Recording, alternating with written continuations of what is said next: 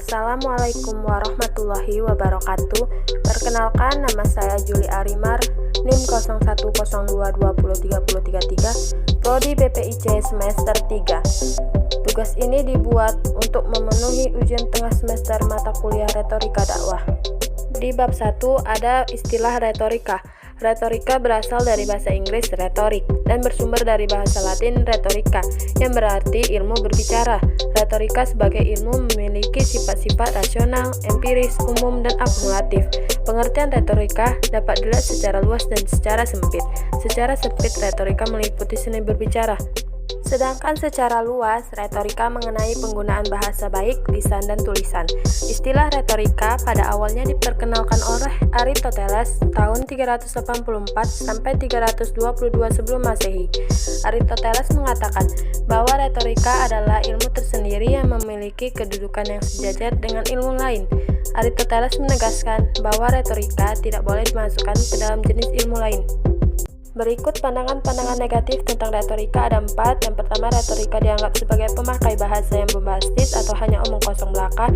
Yang kedua, retorika dianggap sebagai penggunaan bahasa belaka. Dan yang ketiga, dianggap sebagai gaya bahasa atau gaya penyajian saja. Dan yang terakhir, retorika dianggap sebagai sebutan untuk semua bentuk komunikasi. Pengertian retorika menurut W.S. Robert ada 3, yaitu yang pertama, retorika adalah seni yang mengajarkan kaidah dasar pemakaian bahasa yang efektif. Yang kedua, retorika adalah upaya pemilihan bentuk pengungkapan yang efektif dengan cara lain yang mampu memukau. Yang ketiga adalah retorika adalah ide atau gagasan untuk mempersuasi. Berikut ini ada unsur pendukung retorika. Unsur pendukung retorika ada 4. Yang pertama, bahasa. Bahasa berhubungan dengan penyajian pesan dalam komunikasi. Yang kedua, etika dan moral. Adanya etika dan moral menjadikan aktivitas komunikasi yang dilakukan bertanggung jawab. Yang ketiga, ada penalaran yang benar. Penyampaian pesan dalam komunikasi harus didukung oleh penalaran yang benar agar pesan yang disampaikan mempunyai kekuatan atau landasan.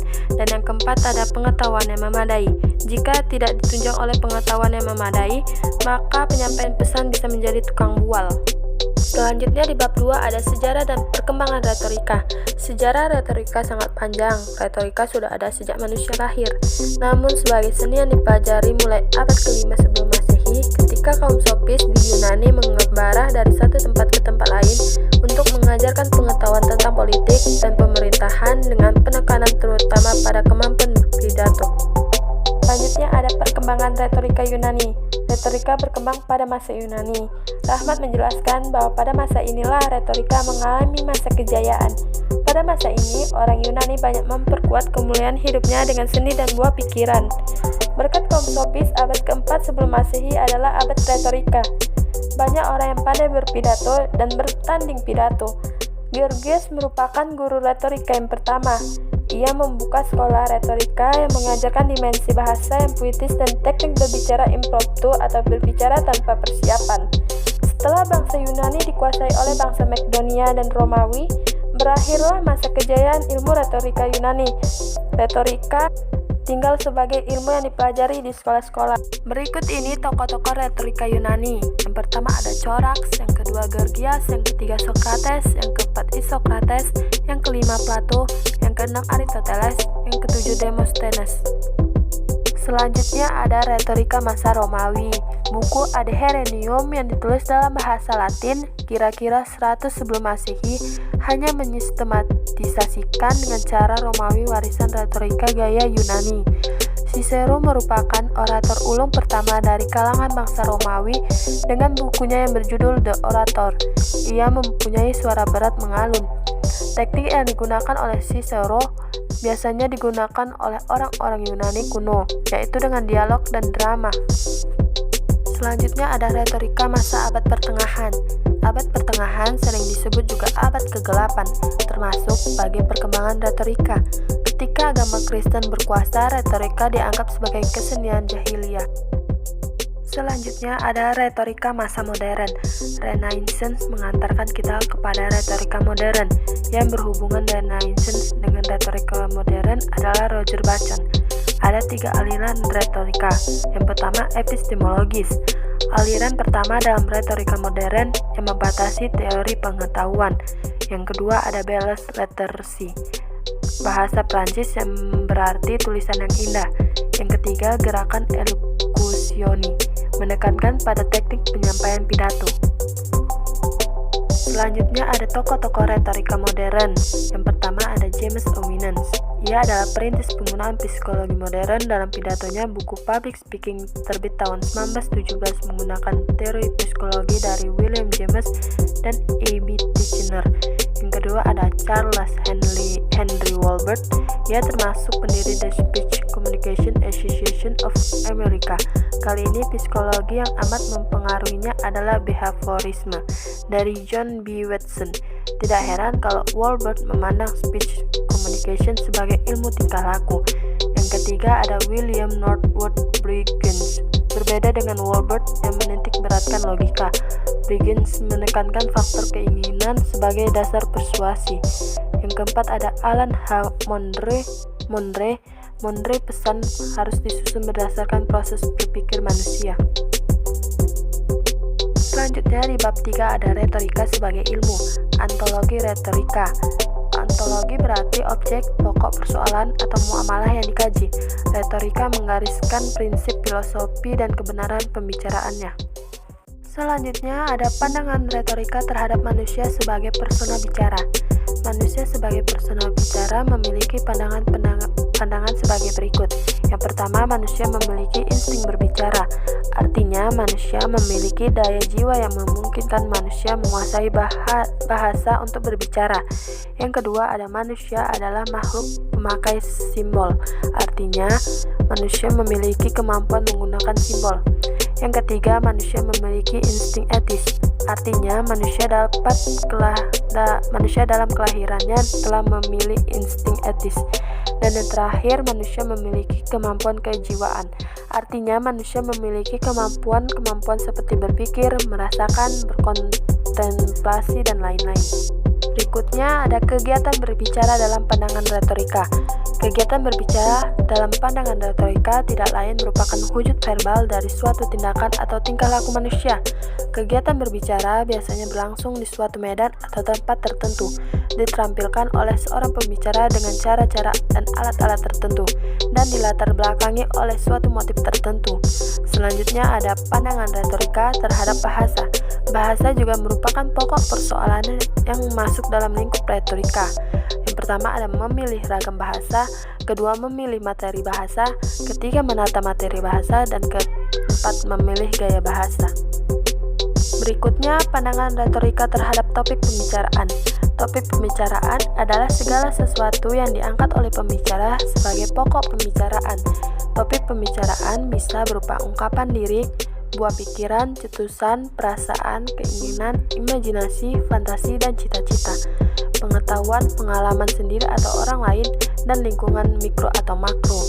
Selanjutnya, pandangan retorika terhadap pembicaraan. Pembicaraan adalah bentuk bahasa yang mengemban gagasan pembicaraan yang terpilih. Bentuk bahasa yang dimaksud dalam bentuk bahasa lisan maupun tulisan. Menurut pandangan retorika, sebuah pembicara dikatakan baik kalau di satu pihak ia mampu secara tepat mewadahi gagasan pembicara, dan di pihak lain ia mampu mengungkapkan kembali gagasan tersebut pada lawan bicara, serta membuat lawan bicara bersedia untuk bekerja sama. Selanjutnya ada epistemologi retorika. Ciri utama yang memadai kehadiran sebuah ilmu adalah metode yang dikembangkan. Jadi setiap ilmu memiliki cara kerja atau metodenya sendiri dalam mengkaji objeknya.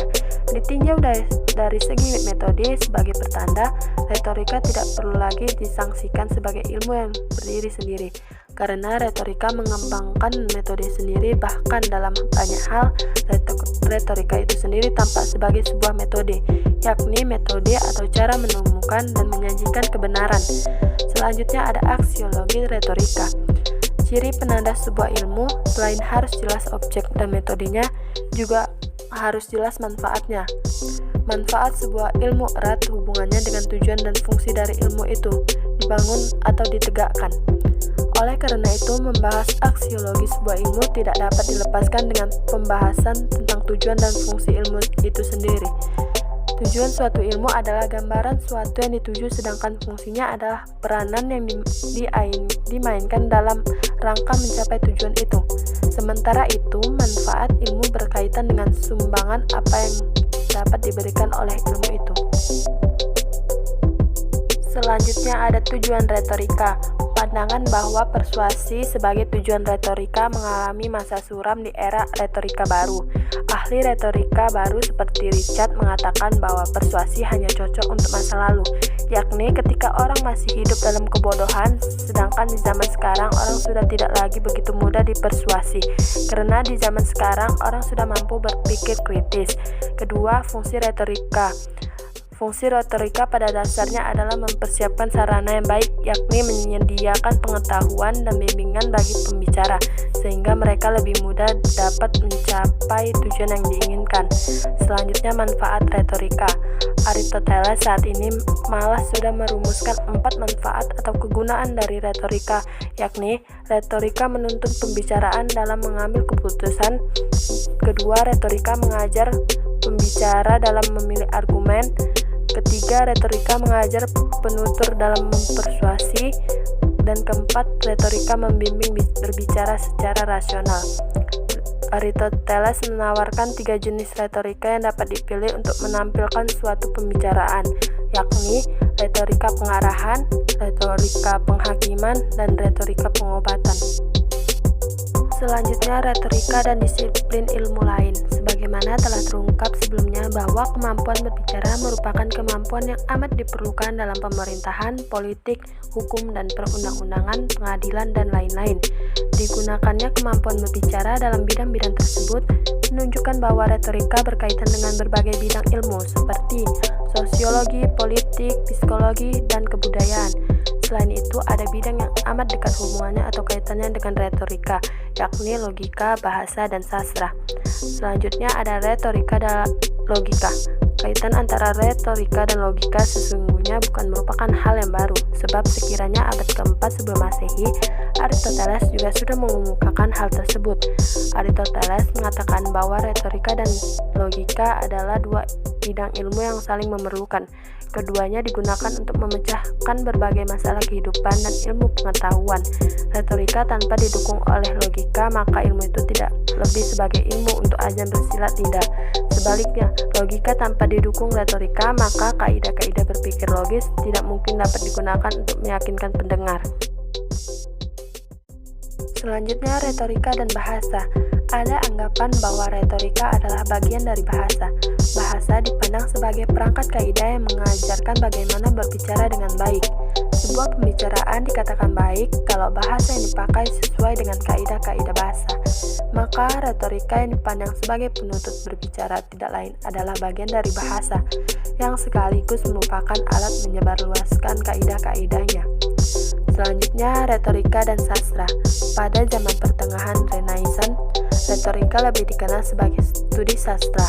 Salah satu kemungkinan yang melatar belakangi anggapan ini adalah pandangan umum dari zaman pertengahan yang mengatakan bahwa hanya karya sastralah yang memakai bahasa yang baik. Karena itu, jika orang ingin mengetahui bahasa yang baik atau ingin menguasai bahasa yang baik, maka ia harus menguasai sastra. Dalam perkembangan selanjutnya, ahli sastra menyadari bahwa studi sastra mempunyai ruang lingkup yang jauh lebih luas daripada masalah bahasa saja. Sehubungan dengan itu, retorika dianggap merupakan bagian kecil dari studi sastra, yakni sebagai salah satu aspek studinya yang kemudian lebih dikenal dengan nama kritik sastra. Kritik sastra pada zaman itu lebih banyak ditekankan pada masalah pemahaman bahasa sastra sebagai sarana membina kemampuan berbicara seperti yang bisa dipakai para sastrawan. Demikianlah hasil video dari saya, lebih dan kurang saya mohon maaf. Terima kasih. Assalamualaikum warahmatullahi wabarakatuh.